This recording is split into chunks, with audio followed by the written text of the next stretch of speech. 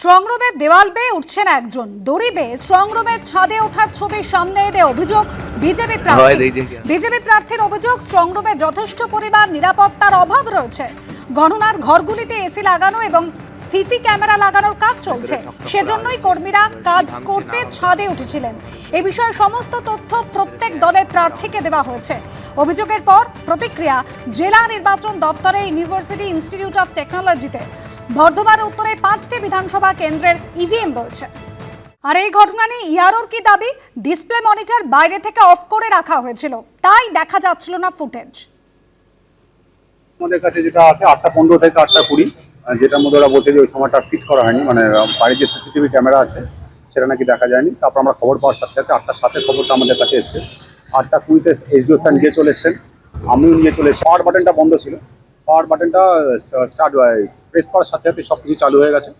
আর 8:05 থেকে 8:22 এটা যেটা অভিযোগ করছে এই সময় টিভিটা বন্ধ ছিল। আমরা 7:50 থেকে 7:50 থেকে আমরা 8:30 পর্যন্ত পুরো ফিট করবো। পুরো ওদেরকে আমরা আমাদের যে ডেটা রিট্রিভ করা হচ্ছে পুরো ডেটাটাই আমরা ওদেরকে টিভি না, আমরা টিভিটা এখান থেকে বাইরে থেকে বন্ধ করা হয়েছে। আমাদের ভাড়া করলো সেটা ইনভেস্টিগেশন চলছে, আমরা দেখছি। আজও হচ্ছে ভোট গ্রহণ ডায়মন্ড হারবার বিধানসভা কেন্দ্রের 4টি বুথ এবং মগরাহাট পশ্চিম বিধানসভা কেন্দ্রের 11টি বুথে ফের ভোট গ্রহণ চলছে। সকাল 11টা পর্যন্ত ইতিমধ্যে যে তথ্য জানা যাচ্ছে, মগরাহাটে ভোটের হার 38% এবং ডায়মন্ড হারবারে ভোটের হার 34%। ভোট হচ্ছে ডায়মন্ড হারবারের 117, 179, 194 এবং 243 নম্বর বুথে, এবং মগরাহাট পশ্চিম বিধানসভা কেন্দ্রের 46, 126, 127, 128, 142, 214, 215, 216, 230 এবং 232 নম্বর, অর্থাৎ 11টি বুথে পুনর্নির্বাচনের নির্দেশ দিয়েছে নির্বাচন কমিশন। সেই মতো সকাল 7টা থেকে ভোট গ্রহণ চলছে। আমাদের প্রতিনিধি সরাসরি সুকান্ত মুখোপাধ্যায় রয়েছেন আমাদের সঙ্গে। সুকান্ত, ইতিমধ্যেই নির্বাচন কমিশন থেকে যে তথ্য পাওয়া যাচ্ছে, সকাল 11টার মধ্যে 38% ভোট পড়ে গিয়েছে, 11টি বুথে ভোট গ্রহণ চলছে। কিভাবে চলছে?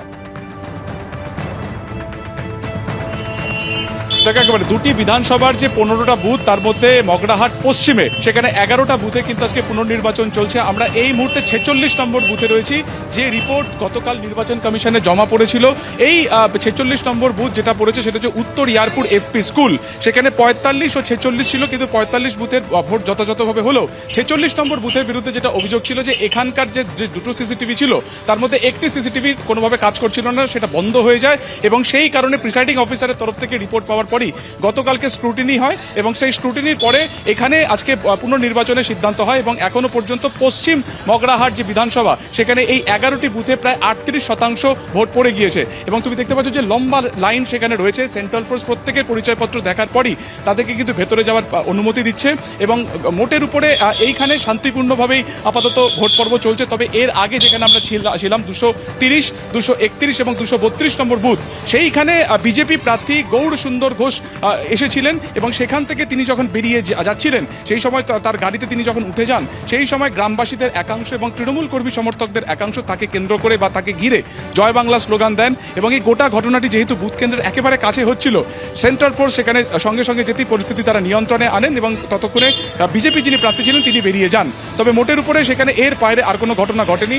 এবং এই উত্তর এয়ারপোর্টে যেটা তোমাকে বলছিলাম যে এখানে সিসিটিভি খারাপ হয়ে যাওয়ার দরুন কিন্তু এখানে পুনর্নির্বাচন হয়েছে। একজন ভোটারের সাথে কথা বলে নেবো। আপনি 29 তারিখে তো ভোট দিয়েছিলেন, ফের রিপোল হচ্ছে। ভালো রিপোর্ট হয়েছে, ভালো ফল হয়েছে এখানে টিএমসি। এর আগে প্রায় 94% এখানে ভোট পড়েছিল। হ্যাঁ, 94% ভোট পড়েছিল। কি বলা হচ্ছে যে কমিশনের তরফ থেকে সিসিটিভি কাজ আগে সিসিটিভি কাজ করেনি, এখন ঠিক হয়ে গেছে, তার জন্য পুনরায় নির্বাচন হচ্ছে। সিসিটিভি কাজ করেনি বলেই কিন্তু এখানে মূলত আরও একবার নির্বাচন হচ্ছে। এর আগে আমরা 230, 231 এবং 232 নম্বর বুথে ছিলাম। সেখানে মূলত অভিযোগ ছিল যে সেই 3টে বুথে ইভিএম কারচুপি হয়েছিল, সেখানে টেপ লাগিয়ে দেওয়া হয়েছিল এবং সেই কারণে কিন্তু এই রিপোর্টগুলি প্রথমে প্রিসাইডিং অফিসারের থ্রু দিয়ে জমা পড়ে এবং সেগুলো স্ক্রুটিনির পরই 11টি যে বুথ রয়েছে সেখানে এই মুহূর্তে নির্বাচন চলছে। সকাল 7টা থেকে এখন প্রায় 12:30, অর্থাৎ প্রায় 5.5 ঘন্টা পেরিয়ে গেছে। 38% ভোট কিন্তু পড়েছে মগরাহাট পশ্চিমে। একেবারে ধন্যবাদ সুকান্ত। সকাল থেকে মোটের ওপর কিন্তু সবকটি বুথেই যে 11টি বুথে পুনর্নির্বাচন হচ্ছে শান্তিপূর্ণভাবেই ভোট হচ্ছে। তবে দুটি বুথ যেরকম বহিরাপুর এলাকার 3টি বুথ পরিদর্শন করে বের হচ্ছিলেন বিজেপি প্রার্থী গৌরসুন্দর ঘোষ, তিনি যখন বেরোচ্ছিলেন তাকে বাধা দেওয়া হয়, তাকে লক্ষ্য করে জয় বাংলা স্লোগানও দেওয়া হয়।